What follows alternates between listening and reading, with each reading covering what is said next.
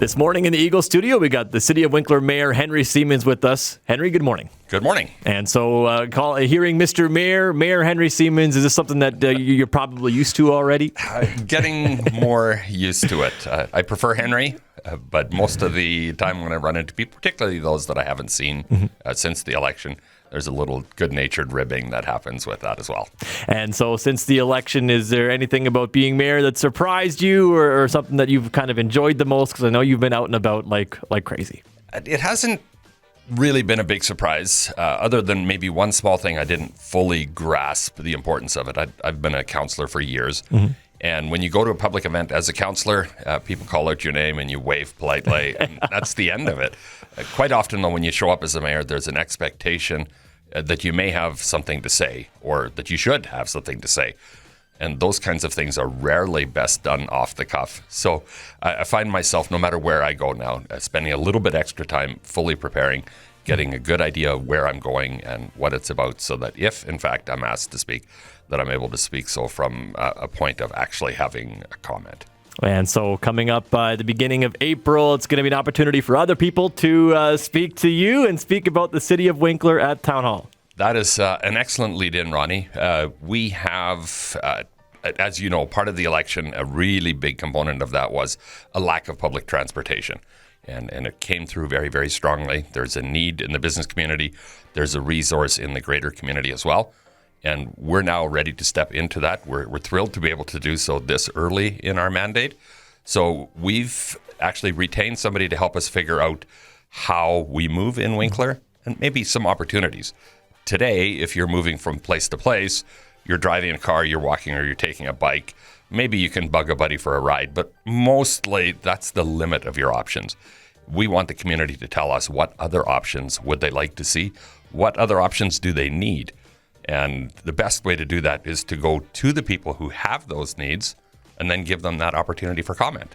And so along with talking about, things that maybe could be improved, you're also going to be looking for solutions. Is there anything that you're expecting to hear at the town hall, or are you just open to anything? We are stepping into this with absolutely no preconceived notions. We don't know that we're going to put transit buses on the road. We don't know that we might not. So at this point in time, we want to go in and we want to hear what the community needs. And we were very intentional with the thought of this being a transportation needs conversation to make sure that as we stepped into it, we had no thought of an end destination in mind. We wanted the community to help us get to that place, whatever that place might be. And about this, you've commented that you're looking for some sort of, custom-made, Winkler solution. What do you mean by that? Well, I think in Winkler, as a rule, we don't take cookie cutter types of solutions. We try to find something that works for Winkler. Yeah. And Winkler is an extremely unique community. There's many, many good things that happen to it. But I think here again, whatever we come up with has to meet the needs of the community. It has to be affordable for the community, and it has to be functional in our community. And so there's a possibility of seeing a big step forward in some of those areas. And when you mentioned things like transit buses, that's a big step forward. And like I said, we don't want to have an end destination in mind. If there is a public transportation need, is it buses? Is it vans? What is it? Is it a call for a ride? We really have no idea. And we want not to be in a place where we determine what it's going to be before the session happens. I personally am not a big fan of a public consultation that feels more like being told, consult-told rather than a consultation. We're going to show up and we're going to ask questions. We've retained professionals to help us do that. And they're going to lead us through this conversation to help us find what we need. We want to hear from absolutely everybody. We have a number of different public engagement meetings that are happening literally right now. Some of them are invited stakeholders, whether it's the business community or the Winkler resource community. Others are public open session exactly like this. If people aren't able to make it on April 6th, there'll still be opportunity to go to our website. The presentation will be on our website.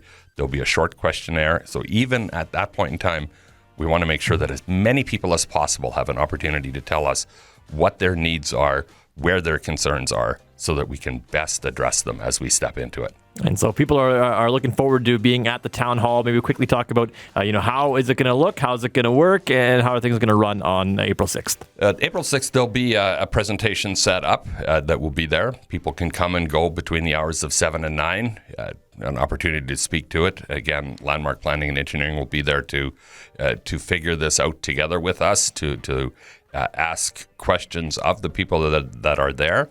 An opportunity for them to ask questions of the planners as well, and really just to be able to be heard. That's the key piece. The presentation and the slides that'll be there will be there. Afterwards, you'll have an opportunity to speak to it.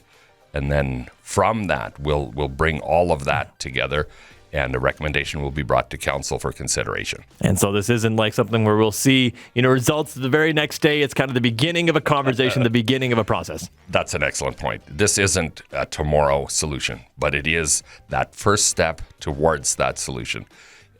We don't typically let a lot of grass grow beneath our feet.